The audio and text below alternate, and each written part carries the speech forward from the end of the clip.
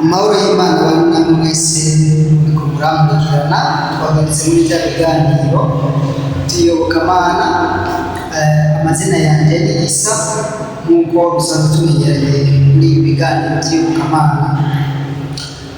Banje rero kubasaba imbabazi kuko twari tumaze igihe turi mu bikorwa byinshi, ibikorwa byadufatiye bidashoboka neza ko dushobora kubandanya ibikorwa.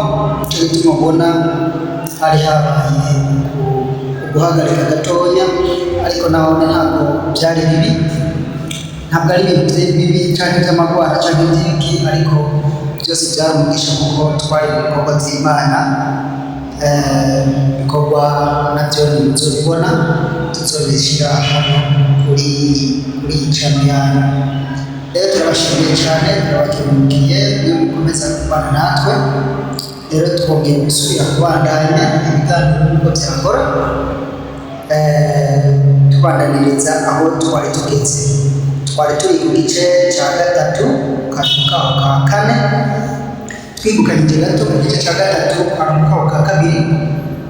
Twabonye yuko Satani nawe afise ubutatu bwiwe, ubutatu twokwita ubutatu bwavumwe, aho Satani nawe yagerageje gukora ariko yabwisanzemo ntabwo ariko yakoze. Turabona ibikorwa bya Satani, twabona ibikorwa by'umugore umwami akaba abasambanyi n'abasambanyikazi. Uwo mwamikazi nawe afise ibikorwa byiwe, Satani nawe urabizi ko afise ibikorwa byiwe n'ubwami bwiwe.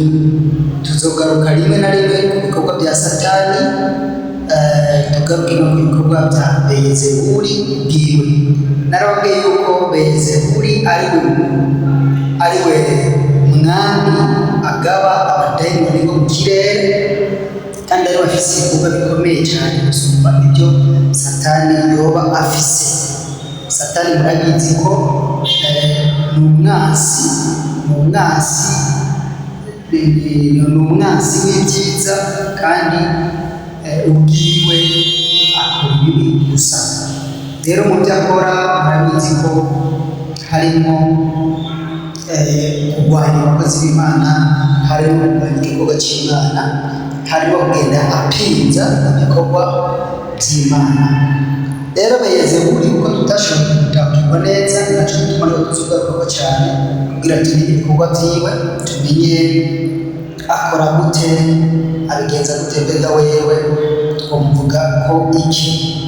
Rero ndabashimiye ko dukomeza kubana namwe, kandi ndababwira ati komantere yanyu mugenzi, ko komantere iraza kumbwira aho uri kuratahura cyangwa ikibazo ufise. Rero twabigarutse ko uno munsi rero tuza kuvugana ku gice cya gatatu ku karuhuka ka kane, ubwo tuza kuvuga ku Belizebuli, umukuru w'abadayimoni bo mu kirere. Twibukanye neza yuko ukuntu we yabonetse, twarabivuze mu gice cya kabiri, ukuntu Belizebuli yabayeho n'ubwami bwiwe uko bwabayeho, n'uko yisanze ari mu kirere. Ibyo twarabivuze, utarabikurikirana ushobora gukurikirana igice cya kabiri. Rero tugiye kuraba ibikorwa nyezina bya Belizebuli. Satani bwiwe murabizi neza yuko aratinya izina rya Yesu Kristo. Izina rya Yesu Kristo araritinya kuko arazi aho bahuriye, arazi imbaraga ziwe. Belizebuli nawe izina rya Yesu Kristo araritinya, ariko wewe arashobora kurikoresha kuko Belizebuli niwe ashobora kwihindura, niwe ashobora kwigira mu muco kandi ari umwijima kandi agakunda, uburyo yaho ushobora kwibaza ngo ni umuco kandi atari umuco, ari umwijima. Ni nacyo gituma Belizebuli wewe agaba ikirere, ntagira haba, abadayimoni biwe ntibagira aho baba, bameze nka za nzuki bita mpingwe. Kandi Belizebuli niwe akunda kuba muri ba bandi bita abasazi, abadayimoni bakunda kuza kurondera aho baba bakabura, bakaca bashaka kuba mu bantu. Bajya abantu mubona baba barasaze, bamwe bagendana umusatsi bw'abadayimoni, burya ni abadayimoni bo mu kirere baba bashatse kongera inzu babamo, bakaca bashaka kuba mu bantu. Icyo gituma muza mubabona abantu bamwe basaze, abandi barataye umutwe, barataye umurongo. Beyezebuli arongera kandi agakorana n'abantu, ubushobozi bwiwe burakorana n'abantu imbonanya, bagakora ibitangaza, bagakoresha ibitangaza. Wewe ukaba wowe wibaza ko ibitangaza bikozwe n'Imana cyangwa bikozwe mu muco, kandi ari umwijima, kuko arashobora kwiyubakiza, arashobora kwiyoberanya, arashobora kwigira umuco kandi ari umwijima. Kuko Beyezebuli izina rya Yesu n'izina ry'Imana arashobora kubikoresha. Ni nacyo gituma benshi ubona bakoresha ibitangaza, bagakoresha imbaraga. Baraba izo mbaraga ugasanga izo mbaraga Petero ntiyazikoresheje, izo mbaraga Yesu Kristo ntiyazikoresheje, izo mbaraga intumwa zose nta ntumwa n'imwe yigeze zikoresha, ariko ukabona izo mbaraga zirakora pe, zirakora. Izo mbaraga ntabwo ziba zivuye ku Mana, ziba zivuye kuri wa mugwanizi bita Beyezebuli. Uyo Beyezebuli arashobora gusenda abandi badayimoni bo muri iyo wundi muco. Mutahure neza yuko Satani afite umuco wiwe, Beyezebuli afite umuco wiwe, kandi ntabwo bumvikana ngo bahuze. Nicyo gituma uburimo abadayimoni baba Beyezebuli arashobora gukoresha ibitangaza, ukabona umenga yirukanye abadayimoni bandi ba Satani. Ntibisiguye rero ngo abantu bose bakoresha ibitangaza ngo babikoreshejwe n'Imana, oya, kuko Beyezebuli nawe arakoresha ubwo bushobozi. Kuko Beyezebuli Imana ntacyo bapfuye, na Satani ntacyo bapfuye, kuko we wumve ko we yarabuze ahashikira, yibera hagati na hagati. Nacyo gituma rimwe na rimwe muza mubona abantu hirya no hino bakoresha ibitangaza, ariko babareba neza ibikorwa byabo, bareba neza ingendo zabo, bareba neza izo mbaraga, ukabona ko atari imbaraga zivuye ku Mana. Burya ariko ukaca wabwira ukagira amakenga, kubera iki bakoresha izina rya Yesu, kubera iki bakoresha izina ry'Imana, kubera iki bakoresha Bibiliya, kubera iki basoma Bibiliya, kandi n'abakoresha imbaraga z'Imana basoma Bibiliya kandi bagakoresha izina rya Yesu kandi bagakoresha izina ry'Imana, bose bikaba biboneka ko bakoresha ubushobozi. Rero ubwo bushobozi bose bakoresha bari mu bigero bitandukanye, kandi wumve ngo imbaraga z'Imana zifuta cyangwa ziruta izo mbaraga zose z'ubwiza. Rero imbaraga ziva kuri Beyezebuli zirashobora gukora, zigakoresha Bibiliya, zikanakoresha Yesu, zikanakoresha Imana. Nicyo gituma kenshi na kenshi izo mbaraga hari ukuntu zitandukanye, kuko imbaraga zose zikora zikoreshejwe izo imbaraga za Beyezebuli, hariho ukuntu nazo ziba zisaba ibintu n'ibindi, kuko nazo hari icyo ziba zisaba. Nicyo gituma Beyezebuli wewe, kubera ko Beyezebuli ntabwo asaba amaraso nk'uko benshi nza n'umurongo Satani asaba amaraso, ibitambo by'amaraso. Oya, Beyezebuli ntabwo asaba ibitambo by'amaraso, kuko Beyezebuli ntabwo imfungwa zibara amaraso. Oya, imfungwa za Beyezebuli ni amasengesho y'intege nke, n'amasengesho ataba ari niyo amasengesho ashika ku Mana. Izo nizo mfungurwa ziwe. Nico gituma wewe ntagusaba ibyo kwica, ntagusaba ibyo agusaba icyambere atagomba kugusaba n'ibintu by'ubusambanyi.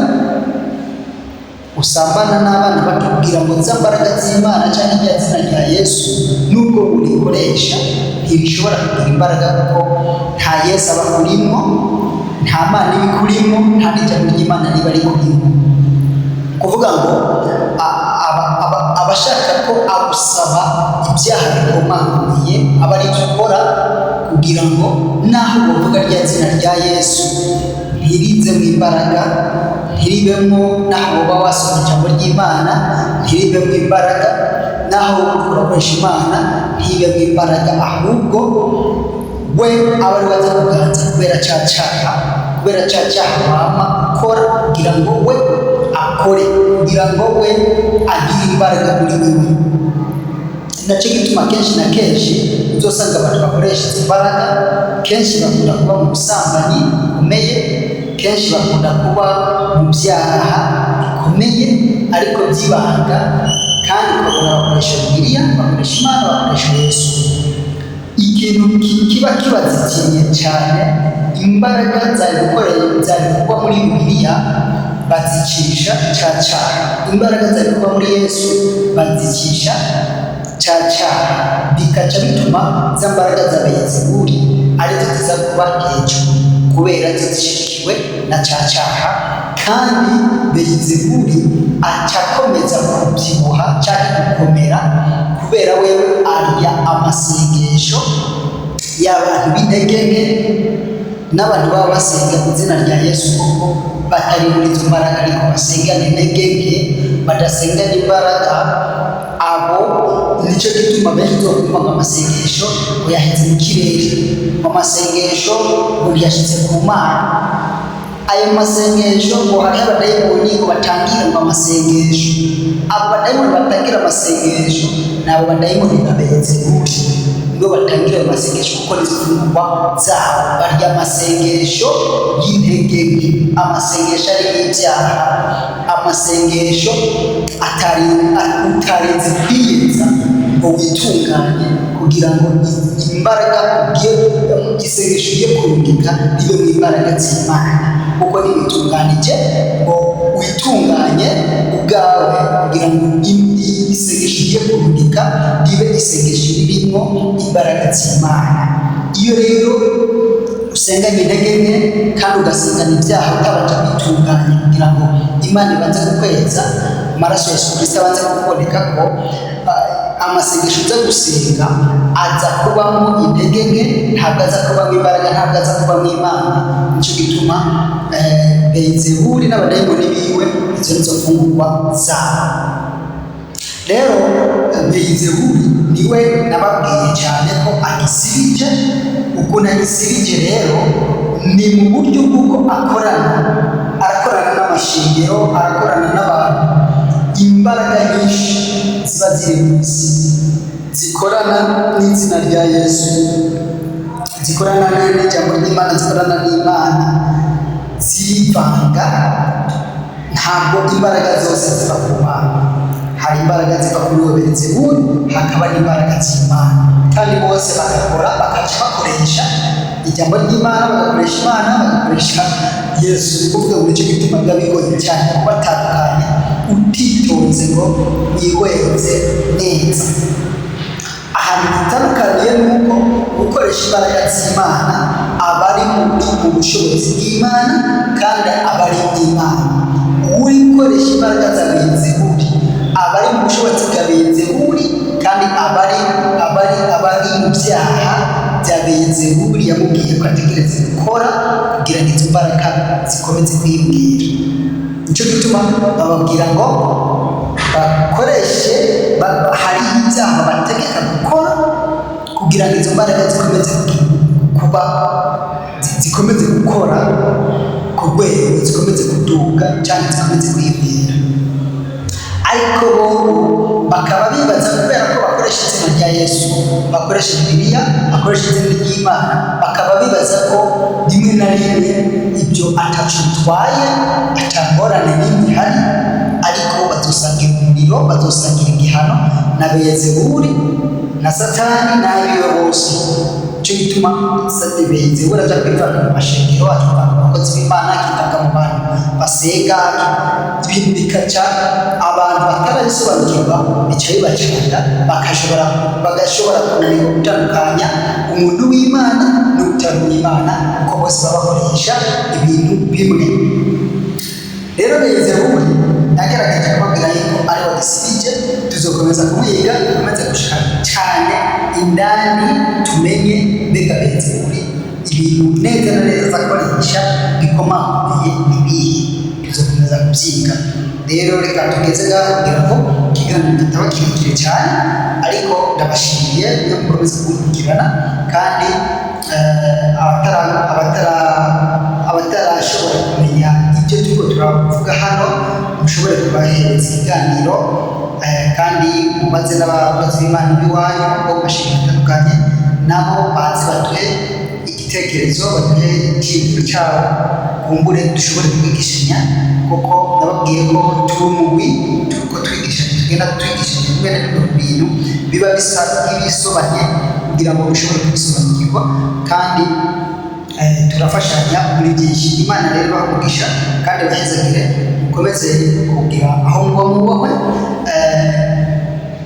mukomeze kuba mu buntu bw'Imana, mwirinde Beyezebuli, mwirinde Satani, mwirinde n'uwo mugore, kugira ngo imbaraga z'Imana zibabeho. Murakoze cyane, Imana ibakugisha, kugira ngo muba mubahwe. Shalom shalom.